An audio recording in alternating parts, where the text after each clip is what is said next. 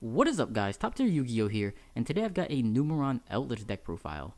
With the release of the new Battles of Legends set, the Numeron Eldlich deck is gaining a lot of popularity, and for good reason, because the main combo is super easy to do, plays around most hand traps like Ashe, Veiler, and Nibiru very easily, and still ends with Utopic Zexal on board, which completely locks opponents out of the game, allowing you to capitalize with the Eldlich engine. So in this profile, I'm going to start by showing you the combo, explaining what all the cards do, because these are relatively new, and then I'll get into the profile, the deck list, and just discuss some deck building theory, how I think this deck can evolve, and then whether this version is worth playing over Pure or Synchro Eldlich. If that sounds interesting to you, be sure to like this video and subscribe to the channel, because doing so helps this channel out a lot, and as the format progresses, you're going to want to see the evolution of this deck, and subscribing will make sure that you'll be notified when I do upload more Eldlich content in the future. But let's go ahead and get into that combo. Alright, so for this combo, all we're going to need is a single copy of Numeron Network. That is it. Just this one card, yes. We don't need anything else to discard, we don't need any sort of prior setup. All we need is one copy of Numeron Network. And so, what Numeron Network does is that you can send one Numeron normal spell card that meets its activation conditions from your deck to the graveyard. That's the cost. And then this effect becomes that spell's effect when that card is activated. You can only use it once per turn, and then it has a secondary effect to where you can activate Numeron Xyz monsters you control with their effects without detaching materials. And that second effect isn't necessarily relevant for this combo, but it does actually come up when playing this deck, and so you definitely want to keep that in mind.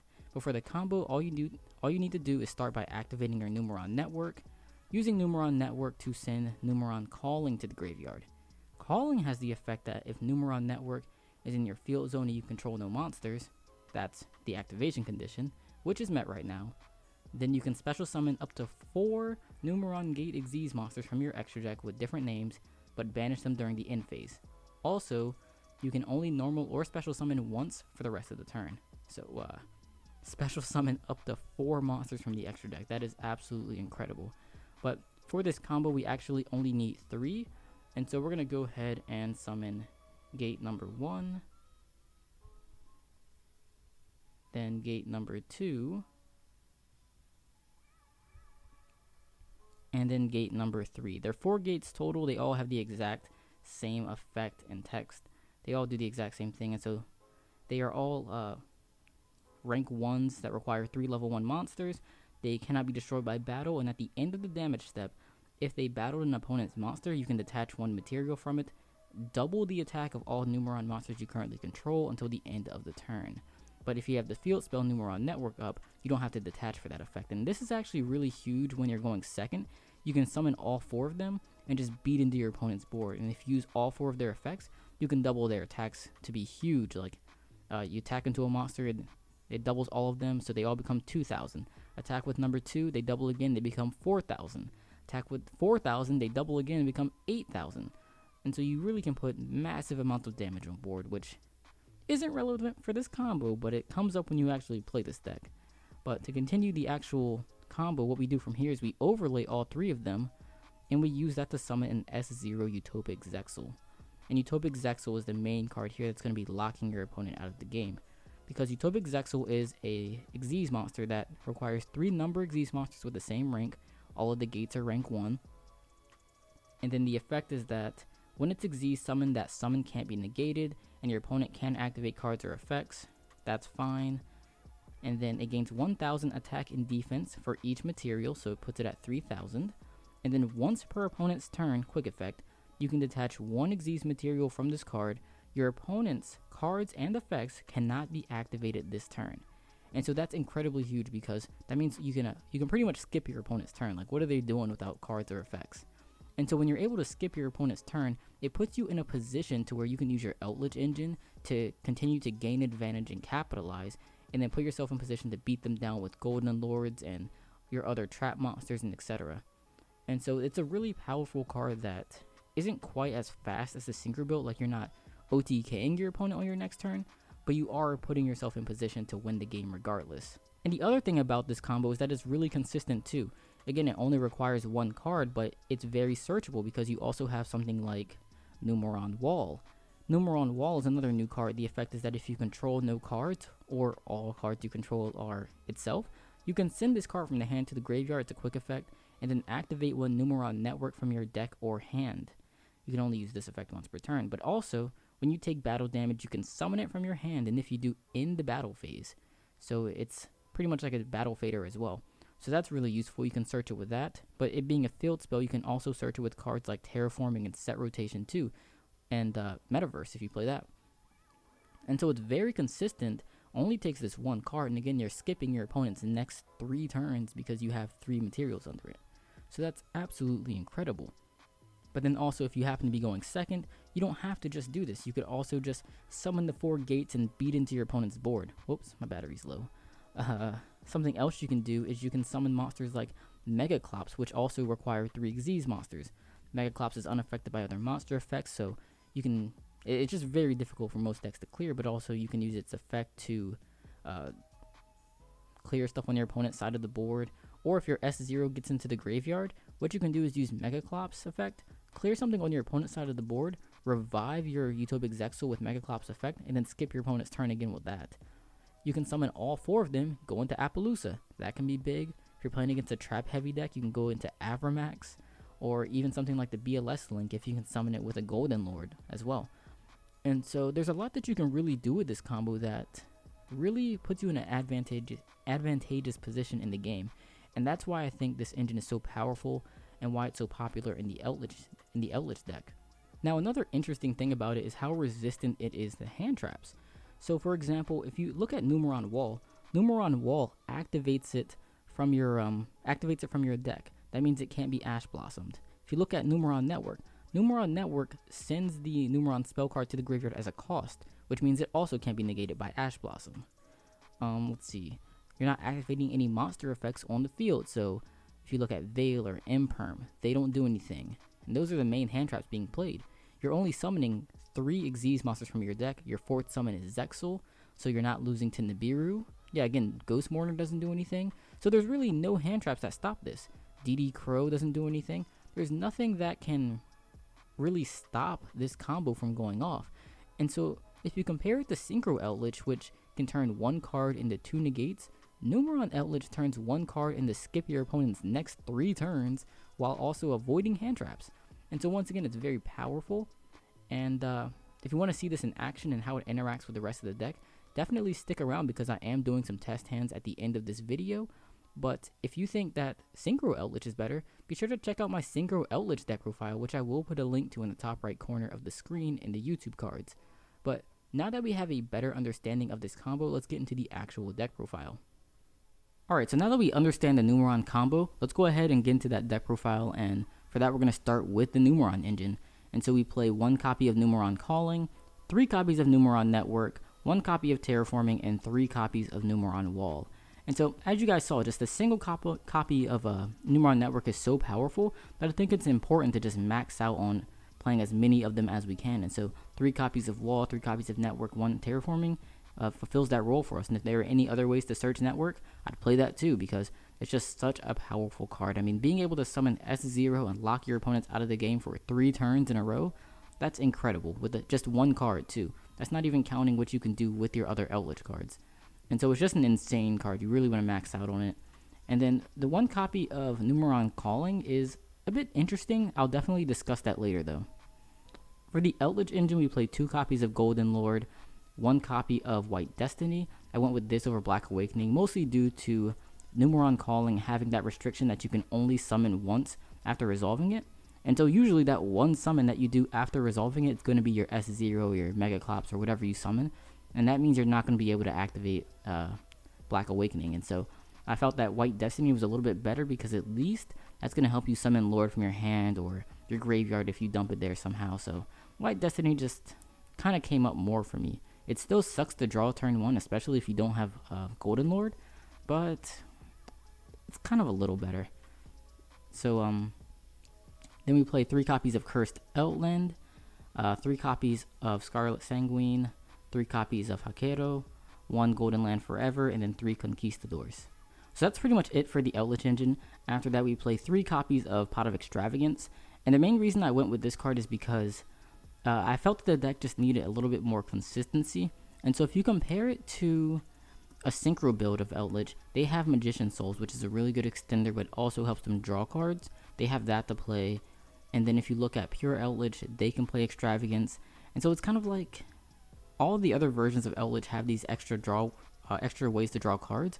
But in this version of the deck, you really don't have the ability to play Souls, because Souls is like, it puts itself on the board. There's no way to get rid of the Souls on your board, and if you can't do that, you're not going to be able to activate Calling. So you have to have no monsters on the field for this. And so Magician's Souls really doesn't really work for this deck very well.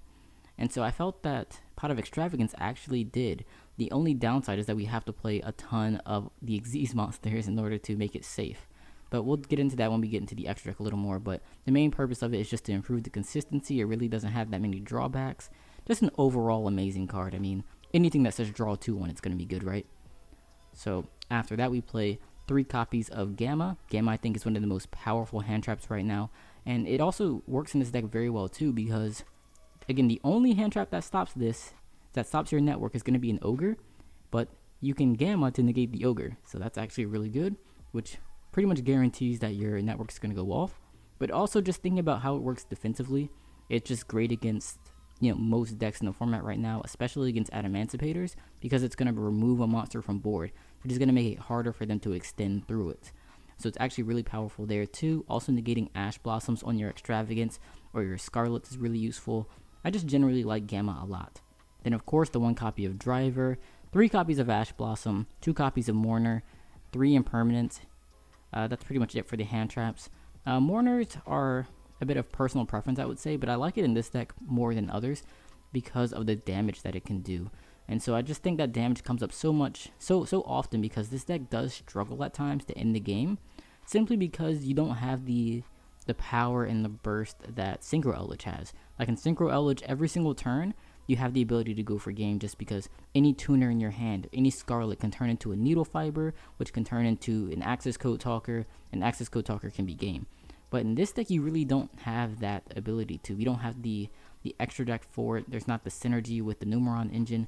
It's just kind of difficult to put game on board outside of just beating them down with Golden Lord or multiple Golden Lords. And so because of that, any little bit of extra damage that you can put up, like with Ghost Mourner, it actually does help a lot.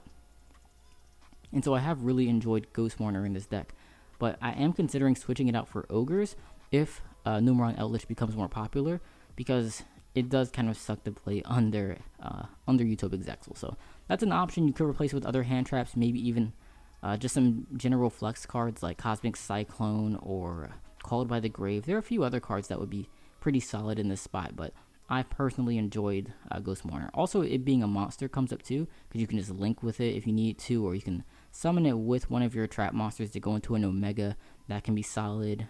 Just generally a good card. And then Imperm, obviously. And the final card in the main deck is 1 copy of Skill Drain.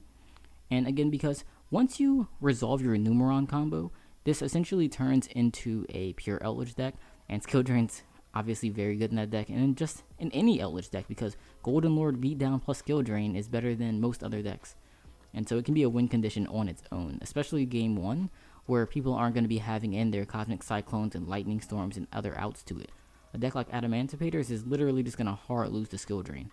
And, well, they do have Gigantes that can out it, but that's about it. So mostly Skill Drain is going to be an auto win. And so that wraps up the main deck. We're going to skip the side deck for now, because as you can see, it's just a mix of cards I just wanted to discuss in this video at some point. But I'll show you the real side deck later.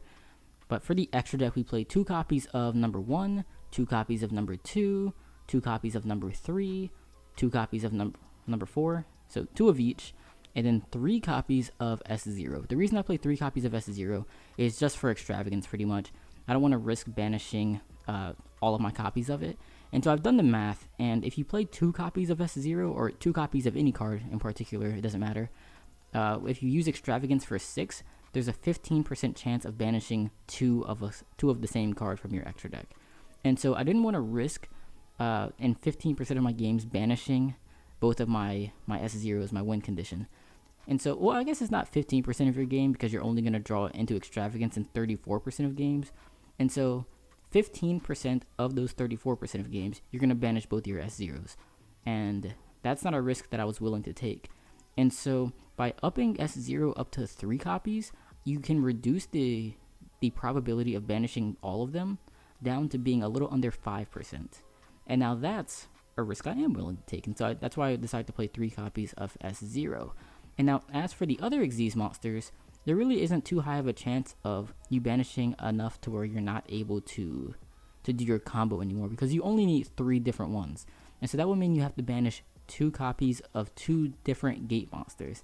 And there's only a 15% chance of banishing 2 copies of 1, let alone banishing 2 copies of 2. That would be insane. It's just extremely unlikely. And so I found that this ratio of Xyz monsters and S0s gave me the highest chance of being able to resolve my combo after using Extravagance. Now, as for the other cards in the extra deck, there's 1 copy of Appaloosa, 1 copy of Megaclops, 1 Avramax, and then 1 Psyframe Lord Omega. Omega has a lot of synergy in this deck, obviously, just with the Eldlich engine in general. There's just so much synergy being able to rip cards from your opponent's hand, but also being able to shuffle, or not shuffle, but put your banished cards back into the deck, and then put your cards in the graveyard back into the deck. Just being able to recycle your resources from the graveyard and banish zone is such a huge benefit. It's just so good. Oh, and another thing that I do want to mention about Megaclops, by the way, is that you can use Megaclops to revive your S0. And so, let's say your S0 runs out of material, or you want to extend past your X0 after you've used everything, you can summon in Megaclops, and then use Megaclops to revive the S0, put material back under it, and then use that S0 again on your opponent's turn. So that's a really cool play that comes up sometimes, not very often, but sometimes. So, now on to the side deck, which is things I just wanted to discuss with you guys. The first thing is Numeron Calling. So, I mentioned earlier that, we are playing 1 Numeron Calling in this deck, but I could see bumping it up to 2. My only thinking behind this is that, in this deck, especially with Extravagance, are we going to be able to resolve a second copy of Calling? And if so, how do we get to a situation where we can? Because considering the conditions of having no monsters, and then, having no monsters pretty much, like, how do we get to a point to where we need the second copy? So that would mean that we already summoned the first one, and then our opponent's able to get past it or break our board and leave us in a situation to where we have no monsters once again, and then they have no effect negation either. It just seems extremely unlikely for that to happen. It seems like if your opponent's going to break your board, they're probably going to kill you, or they're going to end with some type of negation which could negate your network. And so I just kind of felt like the second one maybe doesn't even come up even if we don't play Extravagance, because it's hard to get to a situation where you can use the second copy, and the first one should ideally win you the game anyways. And so I kind of feel like we should be capitalizing on the first one and optimizing to win the game after our first one resolves, rather than trying to get to that second copy, if that makes any sense. So I felt that 1 is really all we need in this particular build, but I definitely can see why you would play 2, because it might come up, maybe. Rarely, but maybe. I guess especially if you're trying to follow up and go for game, maybe, like, that could happen. And there have been games to where, like, I used a Golden Lord in my hand to clear a monster off my board in order to use Network again. That's come up before, and then you can just summon out 4 gates and then use their effects to attack over your opponent's monsters and go for game. That's actually a really cool play, because you can just summon all 4 and attack into your opponent's monsters, and if they're attacked double each time, you can get up to like 8,000 attack for each one, and that is incredible. I mean, 4 8,000 attack monsters, you're gonna win if that happens.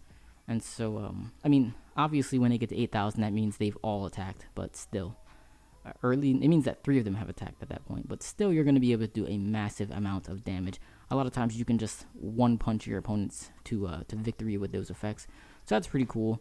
But the next thing I wanted to talk about was Memories of Hope, which is another new card I've been seeing a lot of people online playing, and honestly, I don't think this card is very good, but for those of you who aren't familiar with it, you draw cards equal to the number of Xyz monsters with different names you control. And so the theory behind this is that after you resolve your Numeron Network and a Numeron Calling, you summon your 4 gates, and you activate Memories of Hope and draw 4 cards. Now, in theory, that is incredible. Drawing 4 cards is insane. But the downside is that it relies on you having combo in order to resolve, and we only have 7 starter cards. And that's not a lot. I mean, it's a lot, but it's not a lot to like change your deck building around based on. You still need to recognize that you're going to draw this card a lot of times without it, and it doesn't do anything without combo, and so it's not very good in that regard, but it also is going to draw the attention of a lot of Ash Blossoms and other types of disruption, because no other part of your combo is susceptible to Ash, which means if they have Ash in hand, they're just going to Ash this. And sure, you don't want to like not play cards based on your opponent's ability to stop them. You want to look at the power of things objectively, but you do have to consider, the expected value of certain cards. And I think that this just is a little bit weaker than Pot of Extravagance. Like, I think Pot of Extravagance is better because it can draw you into your combo, whereas this only draws you into stuff after you already have combo, so it's a bit of a win more, versus Extravagance actually boosting the consistency of your deck.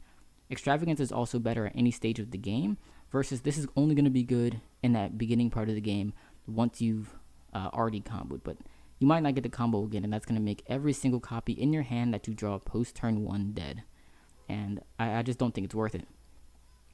Another option is Magician's Souls, and again, I think I mentioned that earlier, that because it leaves a monster on board, it means that you're going to be unable to play your Numeron Calling, so yeah, you can't even combo after using Souls, unless you can think of a way to clear Souls from your side of the field. You do have Golden Lord, which you can use to clear your own cards, but that sucks.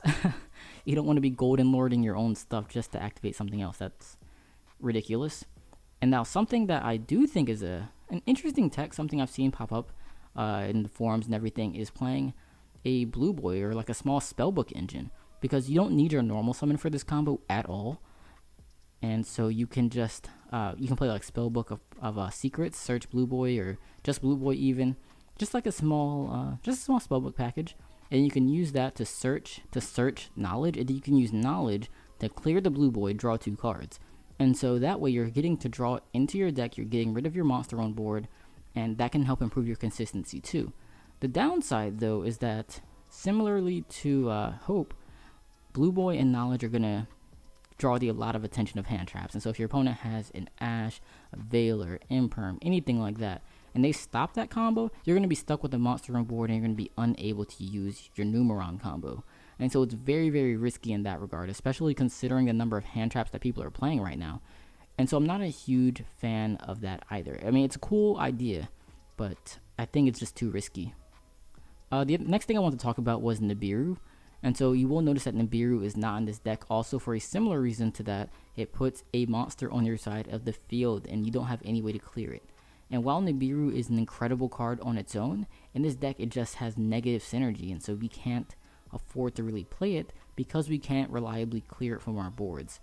And in terms of going against Nibiru, this is actually a really good deck because your Numeron combo does not, you don't have to summon that many times. Like, you can summon 3 Xyz monsters and then go into S0, and that's only 4 summons, which means your opponent will not be able to Nibiru you.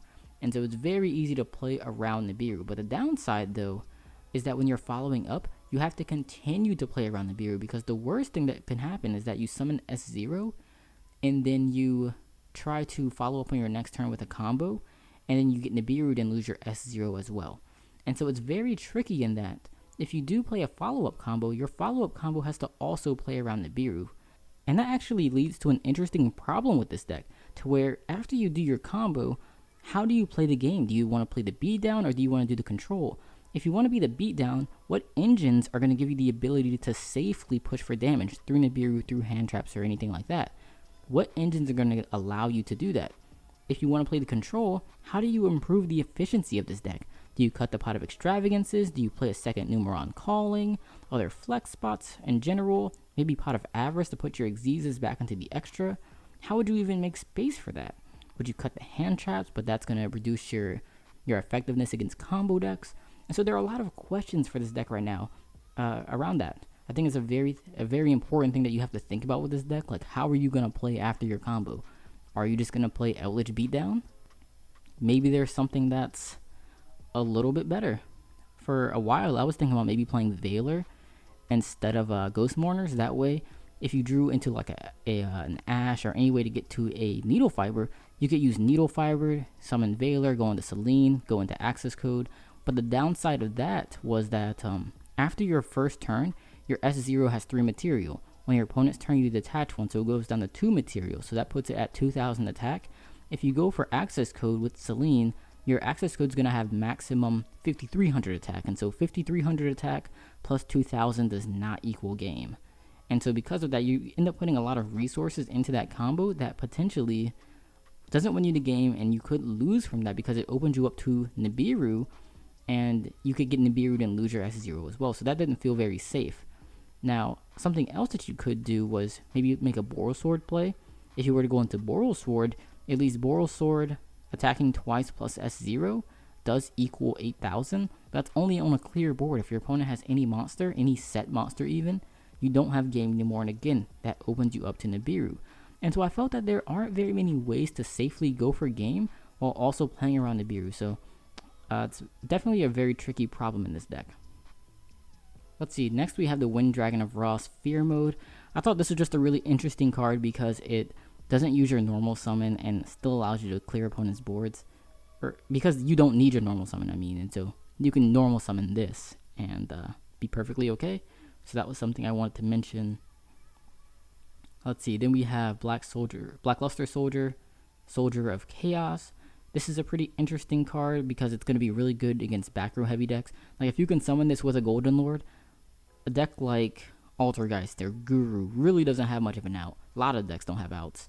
But I felt that there's just a little bit of crossover between that and like Megaclops. Like monster decks, it's harder to deal with a Megaclops than it is to deal with a Soldier of Chaos. Because you can at least Nibiru a Megaclops, but you can't Nibiru Soldier of Chaos. You can Nibiru Soldier of Chaos. And so, you know, I don't know. I just felt that it's harder to make because you have to have a Golden Lord, but also kind of loses the similar things. So I felt that Soldier of Chaos didn't necessarily come up much for me.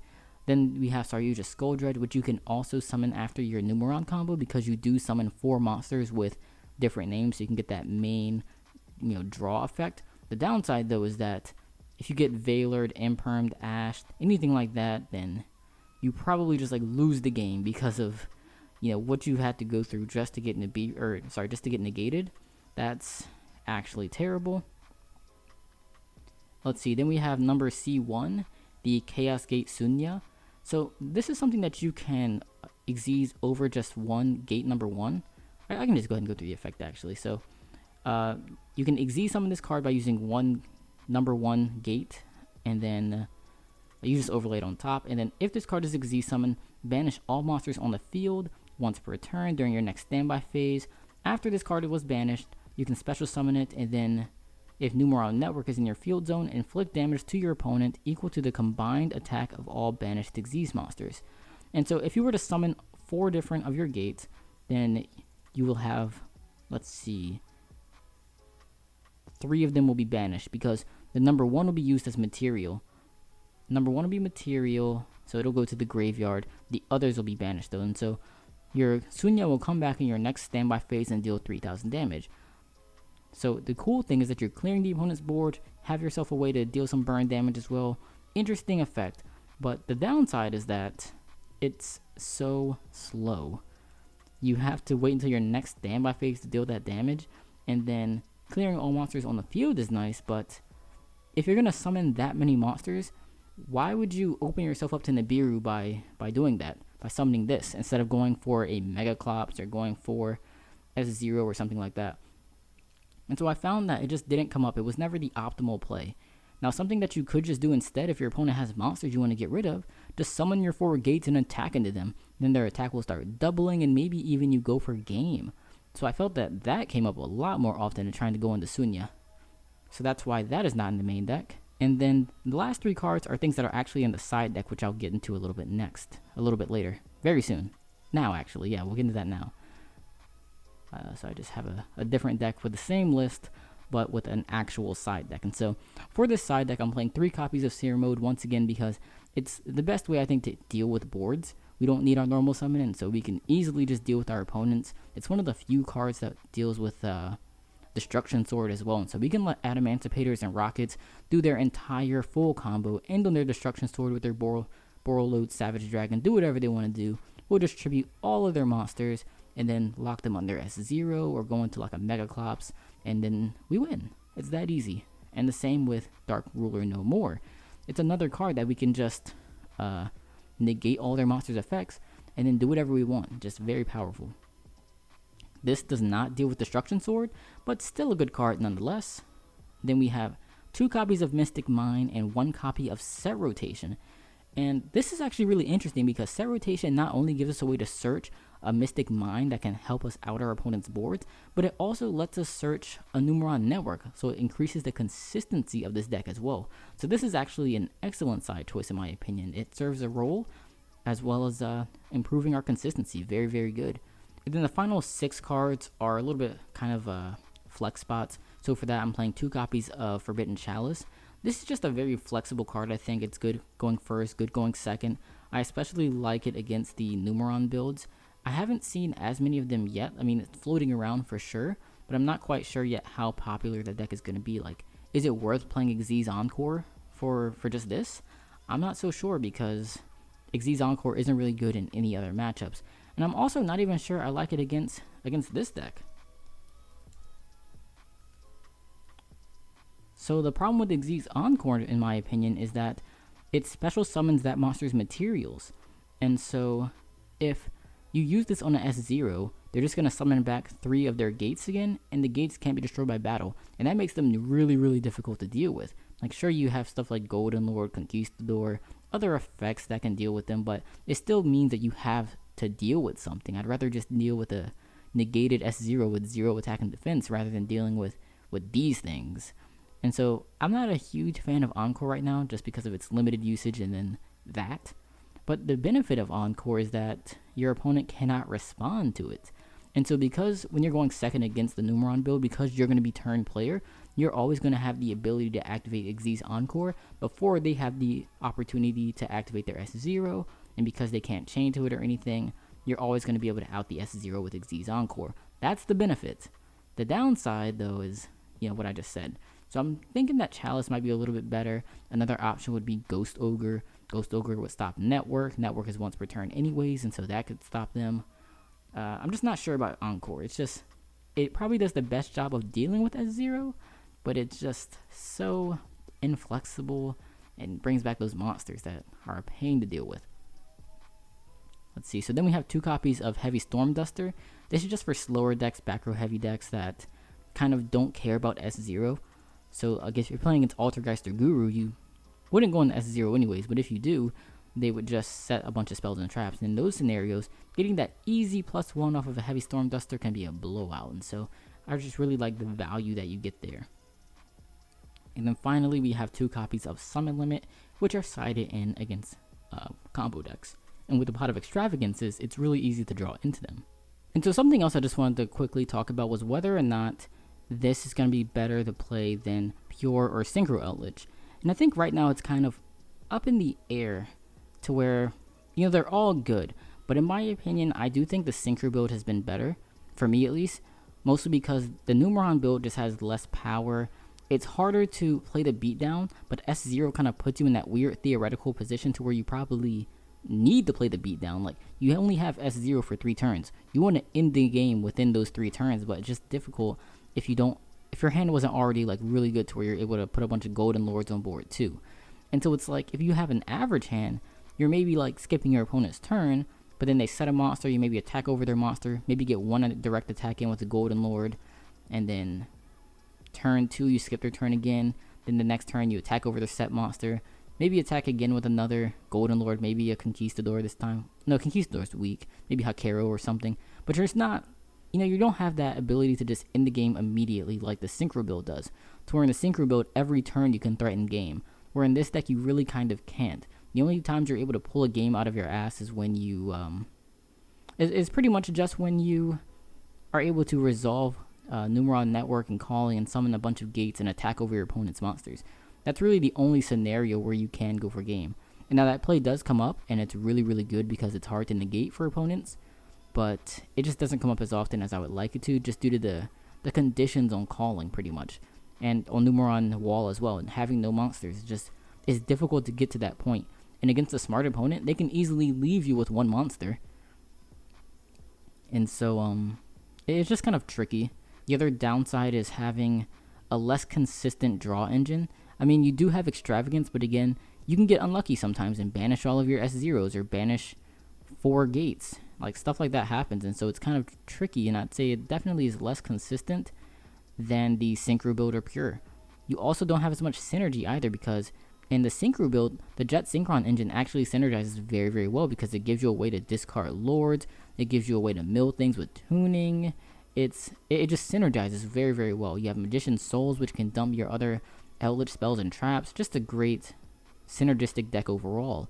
Whereas this deck, you have like your Numeron engine, it does its thing, but then you also have your Eldlich engine do its thing on top of that, but they're not working together per se.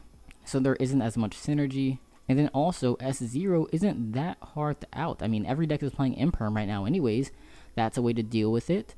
And then you also have... there are a few other ways that you can deal with it as well. I mean, Ogre, it's just not impossible to play through. Like, even against Eldlich, they can just set Scarlet, set Conquistador, set Hakero, set whatever, and then just play through their back rows. That's, very possible. It's going to happen from time to time. And so it's just kind of a tricky deck to play. Like, the payoff isn't as good as I would like it to be. Now, something I have heard a little bit about is a Numeron Synchro build, so it's something that's playing both. And so, in theory, what happens is that you would, on turn 1, use your Numeron engine and on S0, but then on turn 2, you'd have, like, Jet, and then you would do your Jet combos and then play like that. I'm not quite sure how that would work out. I mean, space would be a huge issue, especially if you're trying to fit everything in a 40-card deck. Not to mention the extra deck would be insanely tight. You'd obviously have to cut the extravagance, and then from there you could cut one of each gate maybe, probably for this build 2 of the S0s, and that gives you 6 spots. Probably cut Avermax and Omega, giving you 8 spots total, so I guess that could work. And then, yeah, 8 spots is solid. You could probably cut probably Appaloosa and Megaclops too if you really, really wanted to. That's maybe cutting it a little too close. I'd maybe keep the Megaclops at least. But it may be possible. That's something I might try out next.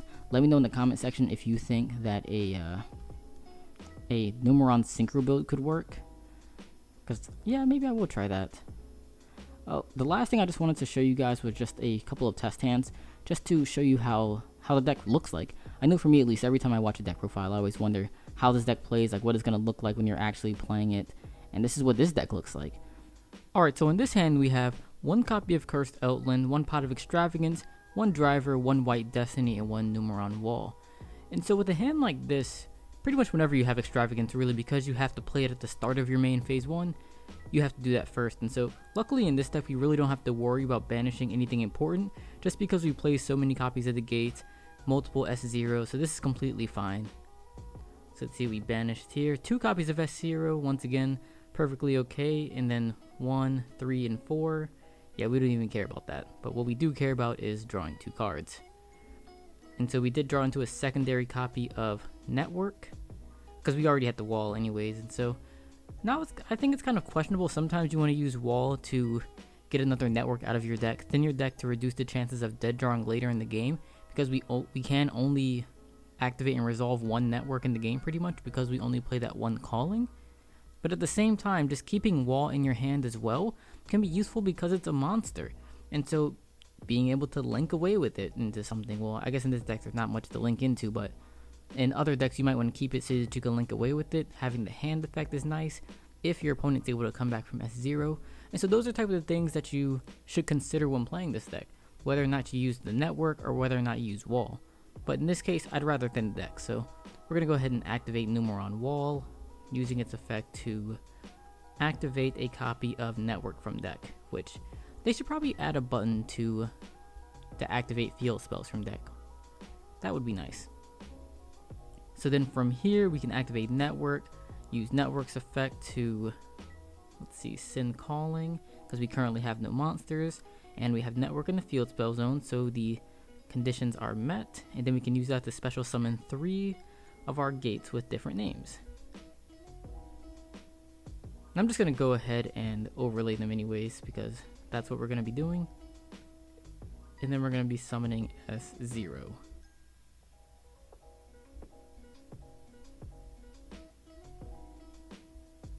Now we can go ahead and activate Cursed Outland. Use that effect to search. Let's see. Search a Golden Lord. That way we can just get access to everything. So we could actually just set White Destiny Conquistador, and since we have the Golden Lord in hand, we'd be in a pretty good position, because that way we'd be able to pretty much set up the Golden Lord Conquistador play. So that could work. Yeah, that's probably the play.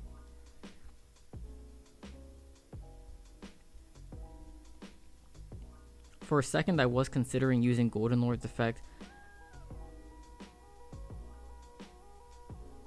to get one of our cards in the graveyard, and then we could search something else. For example, we could have used Golden Lord, discarding one of them to destroy the other, then use both of their graveyard effects to set like Scarlet Conquistador, or if maybe we wanted a Wakero, we could have done that. But I think this is actually fine, and Conquistador does allow you to play around things like Imperm or Chalice if your opponent has them. And so this will pretty much be our turn 1 board. We have S0, and then we also have access to Golden Lord Conquistador. We'd be in a really good position to win the game just because we'd have 2 monsters already from this. We still have Cursed Outland on board to get more advantage, and the opponent's not going to be able to play for at least 2 to 3 turns, and in that amount of time we could easily end the game. So let's go ahead and get into the next test hand.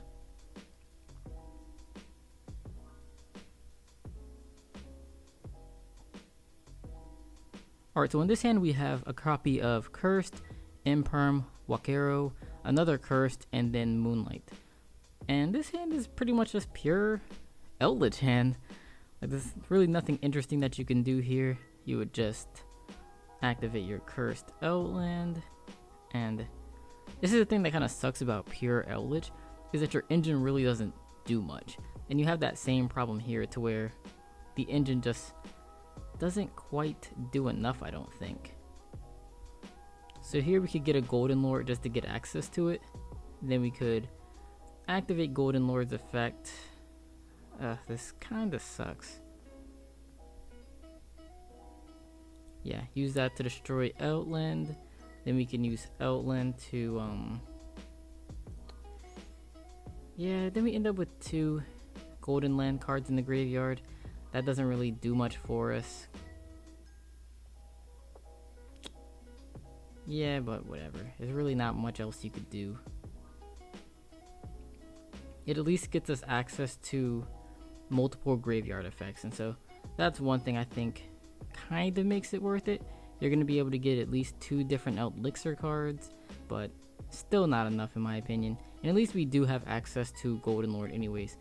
So in the end phase, you'd banish both of those and then probably get like a White Destiny and Scarlet. Set Imperm, then you have 2 disruptions. Then you'd have also 2 ways to get the Golden Lord. You have the Cursed Outland for next turn. Maybe you draw into something nice as well. So that's pretty much what you would do with that hand. A standard pure Eldlich hand. So here we go. Here's another hand where we have Imperm, Ghost Mourner, Network, Conquistador, and Extravagance. Once again, we have to start with the Extravagance at the beginning of main phase 1. We start by banishing 6. Always banish 6. It's never going to hurt this deck too badly.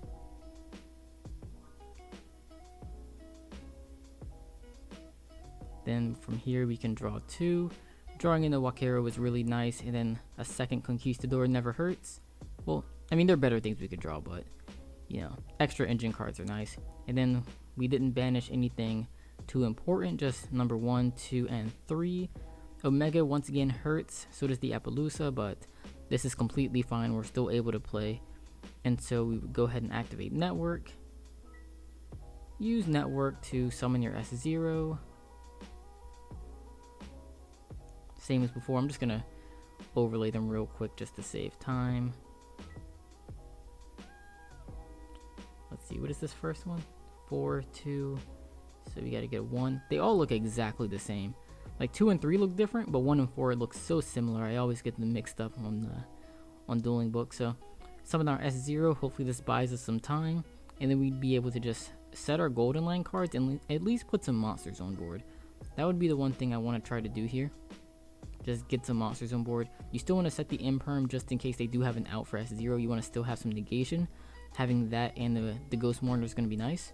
And then again, hopefully on the next turn we're able to draw into something useful. Okay, Golden Land Forever is not useful. Well, it's actually not that bad. Because what we could have done on the opponent's turn is activate one of our 2 Golden Land spells or traps. And that could have put some monsters on board. That way in our end phase of our next turn, we'd be able to use their effects to get a Scarlet. And Scarlet would set up this Golden Land Forever that we would have drawn on this turn. But the other thing is that because we do have Ghost Mourner, if we still had Omega in the extra deck, I think we banished it off of the Extravagance. If we still had Omega, then what we could have done as well is to normal summon the Ghost Mourner. That way we can synchro away with it and then get it into the graveyard. And that would be pretty useful as well. Yeah, if we don't do that, there really isn't a way to get in the graveyard. As of now, yeah, there's no way to get into the graveyard, which kind of sucks. So that is actually a little bit unfortunate. Because yeah, that means with the current hand as constructed now, this Golden Land Forever would be dead. And we'd have to rely on the S0 for another turn. So then let's see what we draw here. So okay, so on our third turn we draw into a Cursed Outland, and from here our Eldlich engine would be, up and going. So that's pretty much how this deck plays out. I mean, you try to get to your Numeron engine as fast as you can turn 1. Hopefully that lets you set up the S0, which will give you the time to set up your Eldlich engine. Like as you saw in this hand, we didn't really draw very well in terms of the Eldlich cards. We didn't have a way to get to Golden Lord, but the S0 would probably be able to buy us at least 2 turns. And then on our third turn, we drew into the Cursed Outland. And if it was able to get us 4 turns, then we'd be able to have an even better setup. Or I'm sorry, if the S0 could save us into our 4th turn, then we'd have an even better setup and potentially even be able to maybe go for game if we could summon 1 or 2 more Golden Lords. But alright guys, that's pretty much it for this Numeron Eldlich deck profile. I hope you guys enjoyed it. If you guys have any questions, comments, concerns, or suggestions, let me know in the comment section below. Like I said before, this deck is still new, it's still evolving, there's still a lot of different variation and discussion around what should be played, the ratios, and everything of that nature. And so if you have any suggestions, please let me know, because I'd love to improve this deck. If you are interested in other variants of Eldlich like Pure or Synchro, I do already have a Synchro Eldlich deck profile on this channel. I will put a link to that up in the top right corner of the screen in the YouTube cards. But if you want to see a Pure list, I could also share my Pure list as well. Or we could try out a Numeron Synchro list that I mentioned earlier, because that theoretically could maybe work too. And so we could test that out, and if you guys are interested in it, of course, then we could do that. But let me know what you guys think. I know this video has probably been very, very long, but if you've watched all the way to the end, thank you for watching, and you're awesome. And I will see you guys in the next video. Thank you.